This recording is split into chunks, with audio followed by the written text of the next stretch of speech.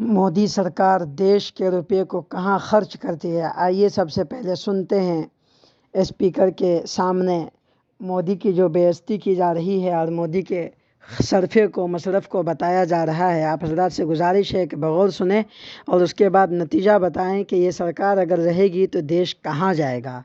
बड़े जोर शोर से भारत के महान प्रधानमंत्री, यशस्वी प्रधानमंत्री, अब मैं ये पूछना चाहता हूं, भूटान को 10,000 करोड़, मंगोलिया को 70,000 करोड़, बांग्लादेश को 15,000 करोड़, मॉरिशस को 5,000 करोड़, नेपाल और अफ्रीका के देशों को 39 अरब करोड़, सरदार स्टैच्यू को 3,000 करोड़, उद्योगपतियों का ऋण माफ करने के लिए 5,55,000 करोड़, मोदी की विदेश यात्राओं पर 25,000 करोड़ और बीजेपी का मुख्यालय का 350 करोड़, मोदी और बीजेपी के विज्ञान पे 5,000 करोड़, मोदी की सुरक्षा में 24 घंटे में 1 करोड़ रुपए दिन का खर्च कर रहे हैं और साल में 591 करोड़ 30 लाख रुपए आप खर्च कर रहे हैं।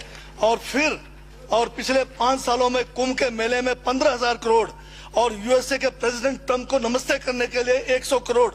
तो ये यशस्वी प्रधानमंत्री है क्या? इस किस्म के प्रधानमंत्री को यशस्वी कहेंगे? आपने जो है भारत को उच्चतम बेरोजगारी के दर पर पहुंचा दिया है। आज विश्व में भारत जो है भूखमरी में बांग्लादेश से भी नीचे है, आज पाकिस्तान से भी नीचे है। जिस देश में 25% जो है रात को भूखा सोए, उस देश का प्रधानमंत्री यशस्वी है क्या? जिसने देश की आर्थिकी को बिल्कुल नीचे कर दिया, छिन भिन कर दिया, जिसने जीडीपी खत्म कर दिया, जिसने नोटबंदी में लोगों को जो है नोटबंदी के तहत जो है लोगों को मरवा दिया, जिसने नौकरियां खत्म करा दी, जिसने महंगाई चरम पे पहुंचाई, जिसने पेट्रोल 100 रुपए कर दिया, डीजल 100 रुपए कर दिया, क्या वो यशस्वी है? क्या उसको यशस्वी कहेंगे आप? यशस्वी प्रधानमंत्री है आपका, जिसने भारत के सैनिकों को शहीदों की संख्या पिछले 30 सालों में सबसे ज्यादा है। क्या ये यशस्वी प्रधानमंत्री है? जिसने देश के अंदर चीन को घुसा दिया, क्या वो यशस्वी प्रधानमंत्री है? बजट पे बोलिए। माननीय सभापति महोदय, ये बजट में जिक्र हुआ है यशस्वी प्रधानमंत्री का और मुझे उसका जवाब देने का पूरा अधिकार है, जो मुझे कोई छीन नहीं सकता है। ये क्या यशस्वी कहेंगे इसको आप?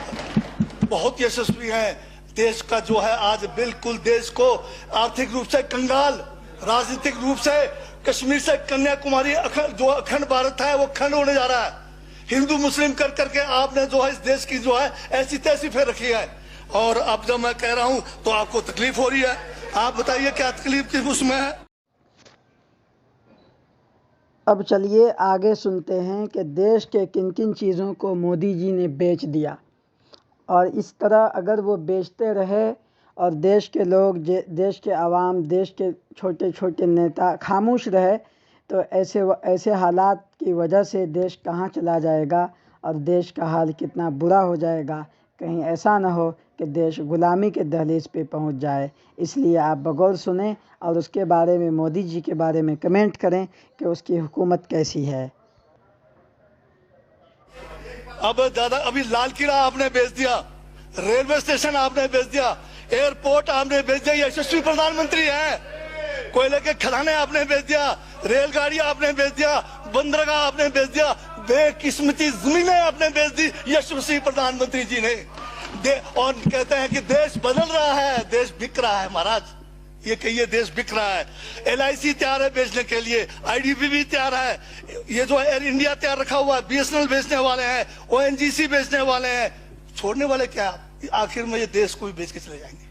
क्या है उनका? एक झोला है, झोला लेके चल पड़ेंगे। ये है आपका यशस्वी प्रधानमंत्री। ये यशस्वी प्रधानमंत्री है। दाढ़ी बढ़ाने से टैगोर नहीं बन जाते।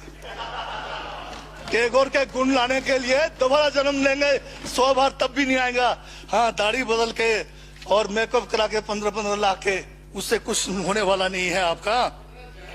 हाँ बिल्कुल। और जो जहर आप लोगों ने जो है इतने सालों में इस देश के अंदर जो है आपने जो इस देश में बीजा है, उससे वो जो है ये बजट पे ही है। सर, स्पीकर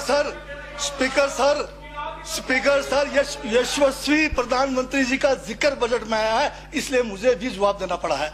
और मैं यहाँ ये कह के इस बात को समाप्त कर देना चाहता हूँ। बर्बाद गुलदस्ता करने को तो एक उल्लू काफी था। हर शाख पर उल्लू बैठा है, अंजामे गुलिस्तान का क्या होगा।